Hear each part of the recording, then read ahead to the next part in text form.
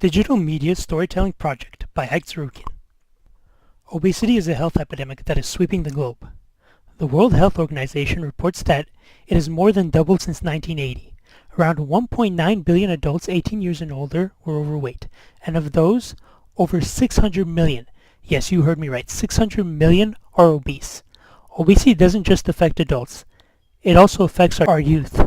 According to a research article published in Dove Medical Press, Psychological Consequences of Childhood Obesity, Psychiatric Comorbidity and Prevention, childhood obesity is one of the most serious public health challenges of the 21st century, with far-reaching and enduring consequences. Over 42 million children under the age of 5 worldwide are established to be overweight or obese, and if the current trend continues, the estimate will turn to 70 million by 2025. These are not just statistics with faceless figures. These are children.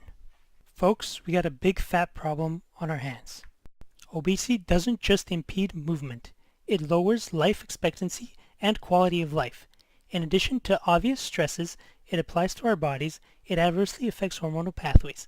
Some of these hormonal pathways include leptin, insulin, and various androgens and estrogens. According to information provided by Better Health Channel reviewed by the Hudson Institute of Medical Research, leptin is a hormone that manages fat and reduces appetite by acting on specific brain regions.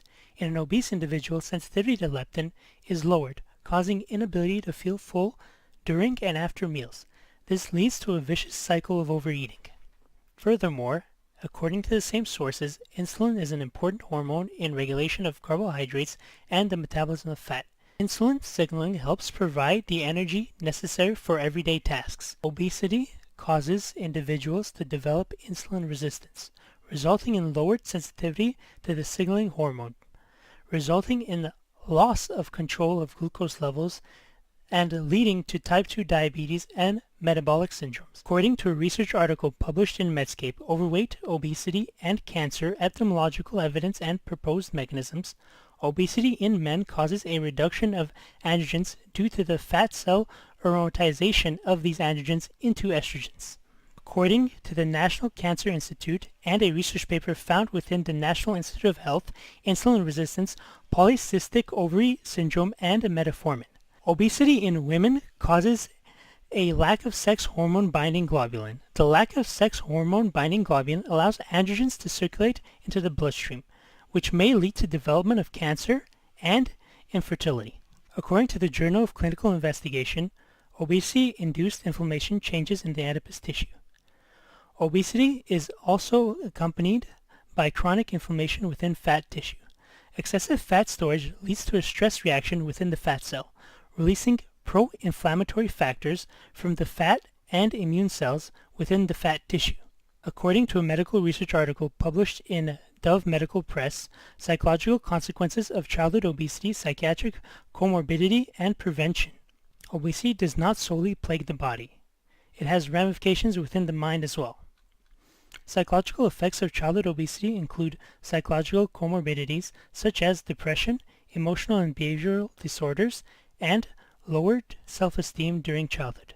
Seeking a real-world example of how obesity affects children, I interviewed my friend, A.S., who suffered from childhood obesity. From the beginning of the 10th grade to the end of the 12th grade, he lost around 140 pounds, going from 300 pounds to around 160. How did it affect your day-to-day life and interactions? It makes almost everything you do a lot worse.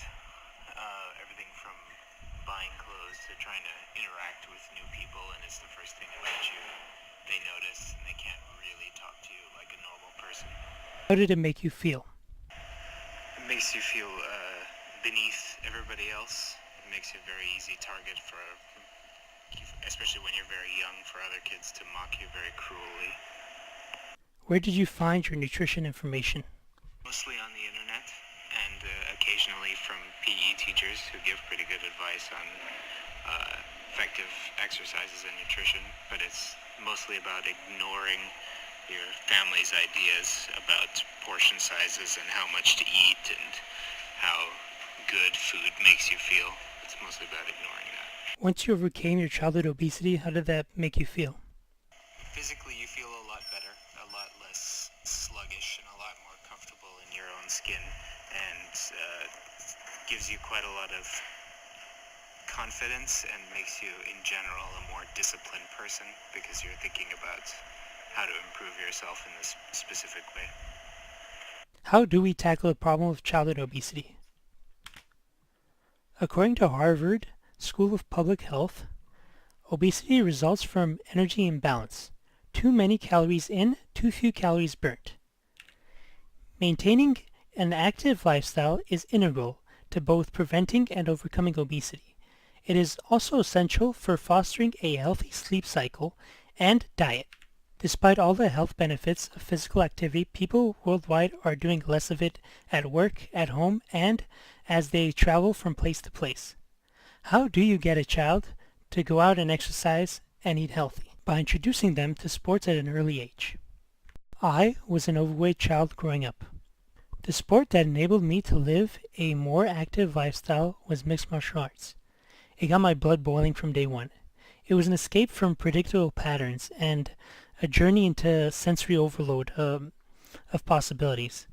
It was a game of high-stakes chess involving gathering information on the opponent, their reach, their pattern of movement, their reactions to attacks and feints, while simultaneously trying to overload them with the same information by creating multiple modes of attack from the same pattern of movement, and trying to present a false rhythm of movement, baiting them into collecting false data on reactionary movement, causing them to overextend and pay the price. I was passionate about MMA, and that is what drove me to improve. I worked hard and consequently lost weight, becoming more confident and developing a friendship with my teammates. It doesn't have to be mixed martial arts. It can be any sport. Help fund a system with a greater variety of sports and physical education for kids.